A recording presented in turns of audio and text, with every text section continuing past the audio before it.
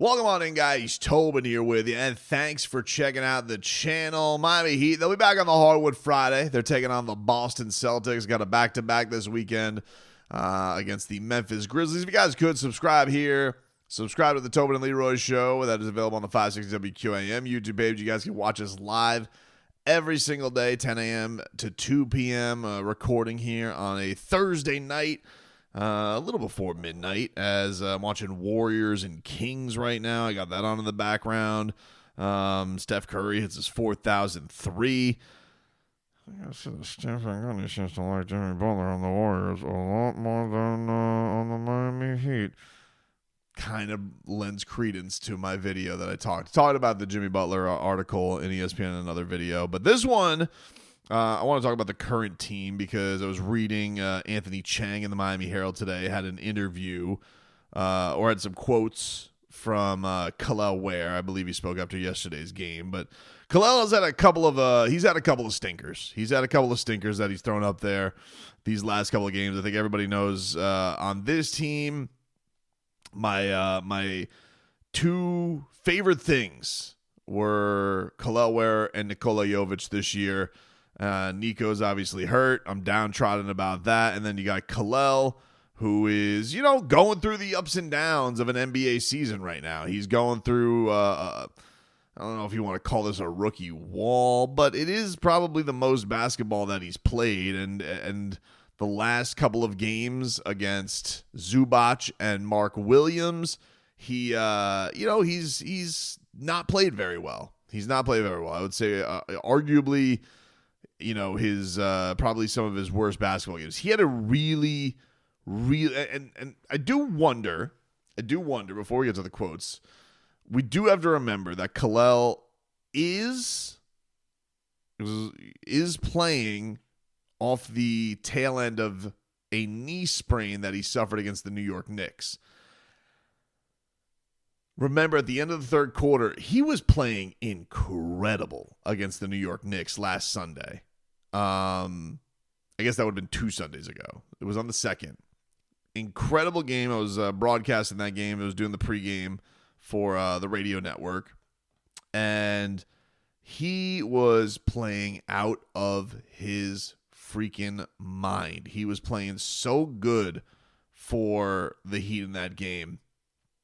And that third quarter comes around. He gets the knee rolled up on and doesn't come back in until 3 seconds left. I crushed Spo for it, but I didn't know if it was an injury situation or what the hell was going on. There's been a couple of these this year. There was one where there was like, trying to remember which game it was, but I think it might have been the Hawks game that they lost. Or the Bucks. I can't remember. There was one where somebody told me, "Oh, he suffered a cut," and I was like, "He did?" So they're, Spo's done this thing where he's gone away from him in the fourth quarter, and then yesterday he tried a move that worked. I believe one game recently, I think it was against the Pacers, where he came out of halftime and he didn't play Kel'el. He didn't start Kel'el. He started Haywood. And I remember lashing out about it on Twitter, and then all of a sudden it kind of flipped on its head and it ended up working for the Miami Heat. But he's going through his tough time right now. His last couple of games, he scored 2 points and 4 points. Zubac gave him that work, as he did Bam. And Charlotte, Mark Williams had an incredible game. Kel'el was not very good in that performance either. He played 23 and 18 minutes, respectively, the last couple of games. Since his knee sprain, he's put up 7, 2, and 4. And it's not like Kel'el's been putting up monster scoring numbers since he was came out of the gate, had those 3 straight games where he scored 20 and, 19 points at least, 4 out of 5. He hasn't been at that level in a bit when he was the favorite for Rookie of the Year. Should have probably cashed out. But I also do wonder is the knee having any effect on him? But these are the quotes that he gave to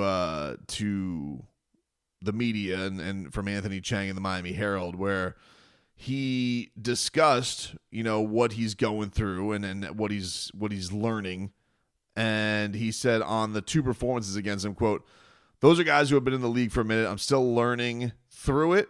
So I don't really think that it's tough. I think it's more of a lesson learned.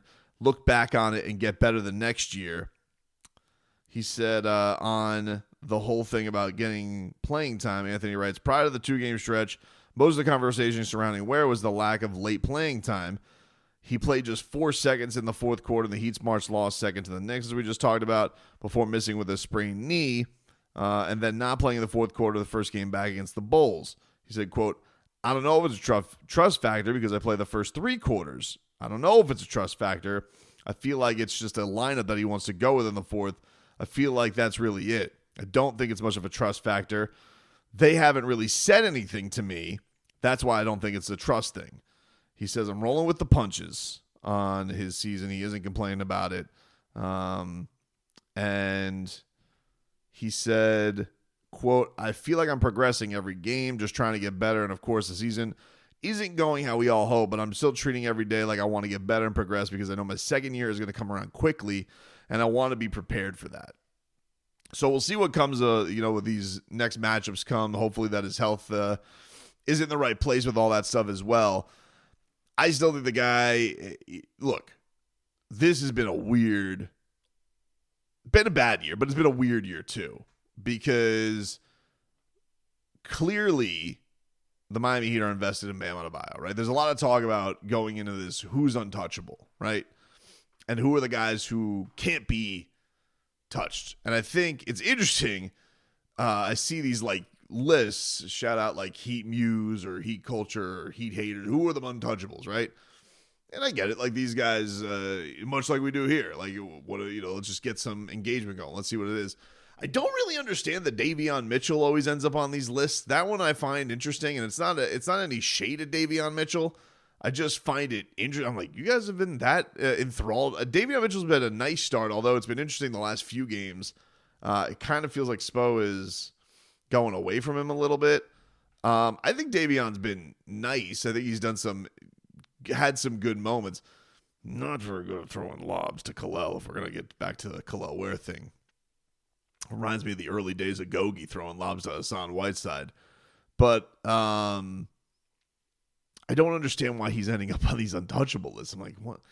Because you're going to have to decide. I think he's a restricted free agent. I think you're going to have to decide what they want to do with Davion Mitchell.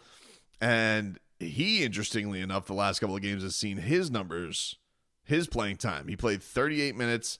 He played 37 against the Knicks, 26 against the Cavaliers, 38 against Minnesota, and then the last 3 games, 30, 23, and then 17 he played the last game. And I don't know if that was, maybe there's an injury that I missed or something like that, but I remember the last game that I was at was the Hornets game, and there was this odd situation where he got teed up, and he just didn't play after that. So I don't know, but I don't understand why he's being thrown into the untouchables list. I think if you were really looking to get down to brass tacks of like who are the guys who are truly untouchable on the Heat, I would imagine Bam for sure is on the list just because they've invested the max into him. And he's like the Heat culture guy. He's the dude. He's the heartbeat of everything. He's the captain. So I don't think Bam's going anywhere. Tyler, I would say, is probably as close to untouchable as it gets. It probably would have to be a knock your socks off type of deal for them to do it. And then the last guy to me is Ware, because I think from Ware's ceiling, and I say this as a giant Nikola Jovic fan, I don't want Nikola Jovic, but I understand he's coming up on an extension. It's kind of hard to figure out what he is because he's such a unique player. And you do have Bam, and you already have the interesting of the two bigs. Bam's going to have the ball in his hands. Tyler's going to have the ball in his hands. You've already tried him in the starting lineup. So is he just going to be a six-man his whole career? So I think the organization will probably treat Nico like he's a chip. Even as much as I love him.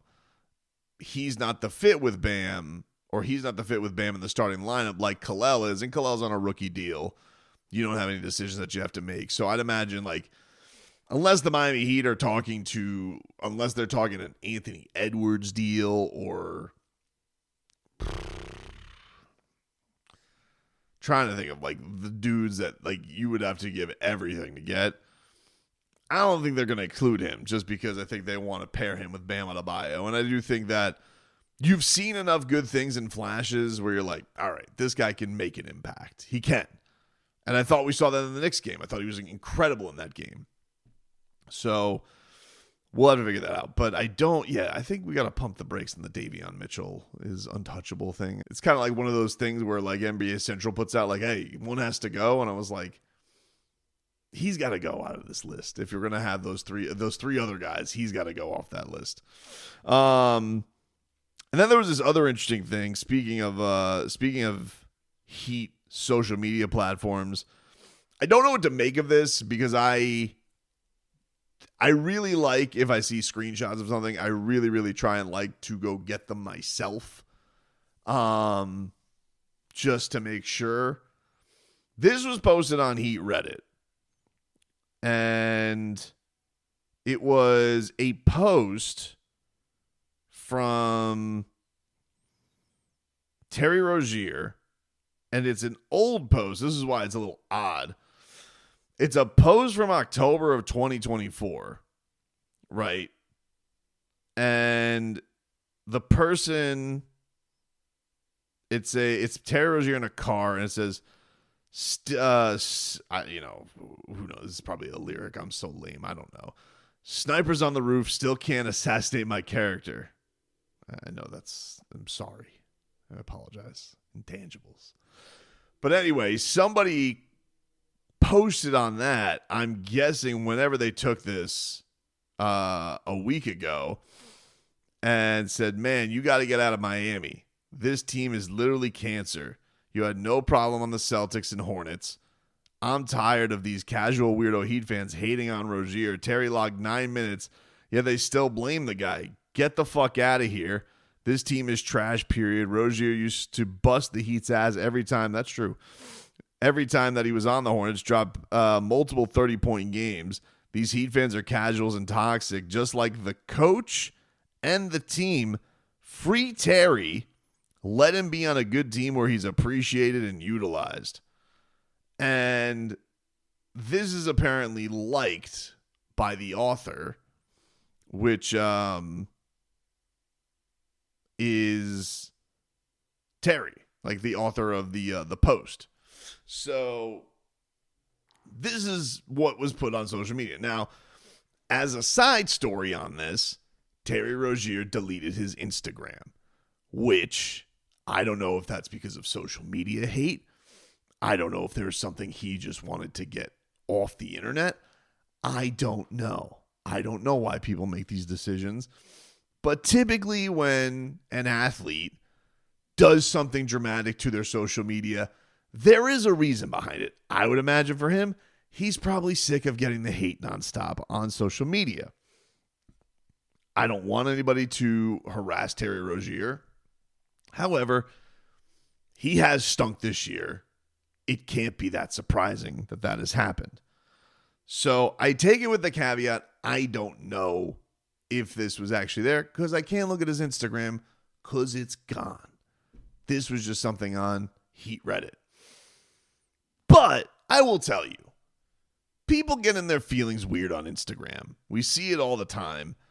I remember distinctly that one point, right, you had a post. This was hilarious. It was like Dion Waiters posted at one point a picture of him and Eric Spoelstra on Instagram, right?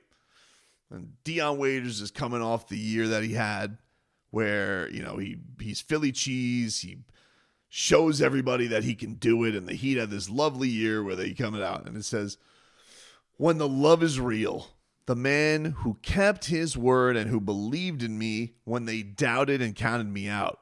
I couldn't thank you enough, coach. Spo my guy. He came to the trenches, a.k.a. the jungle for the kid. Hashtag Philly cheese. Hashtag bet on yourself and then double down. So you had this, and then later on that season, he was out here like saying, Spo's a product of Dwayne Wade and LeBron James. And it's just like completely flipped because things had gone awry. He wasn't playing. Things weren't cool. And then all of a sudden, the guy who was the man who kept his promise is now all of a sudden the guy who was a product of Dwayne Wade and LeBron James.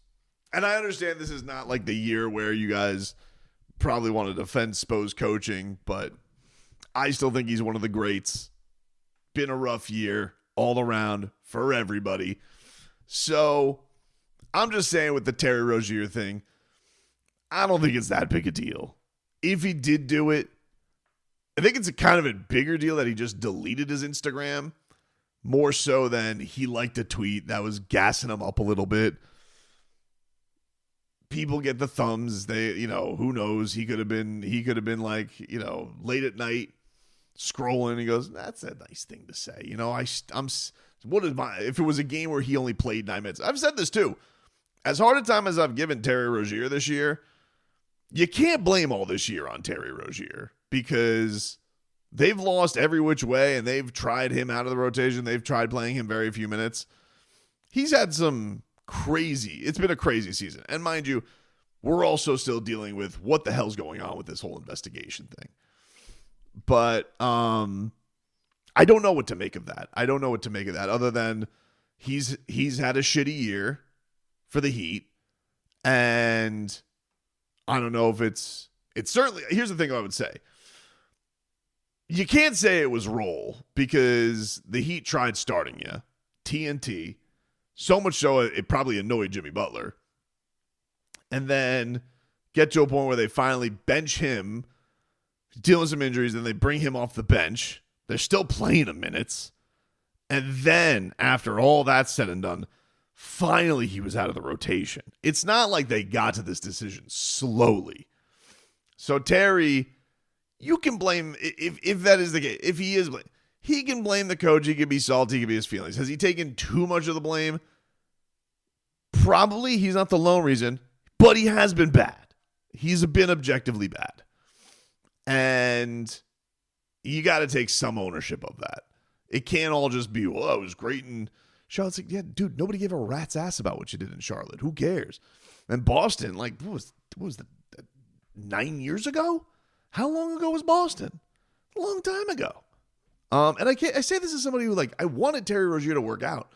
Guy loves Dwayne Wade. He wanted to be on the Miami Heat. He was excited about being on the Miami Heat. He seemed like he was finding his flow with the Miami Heat. And then neck injury happens. I don't know what the hell happened to the guy.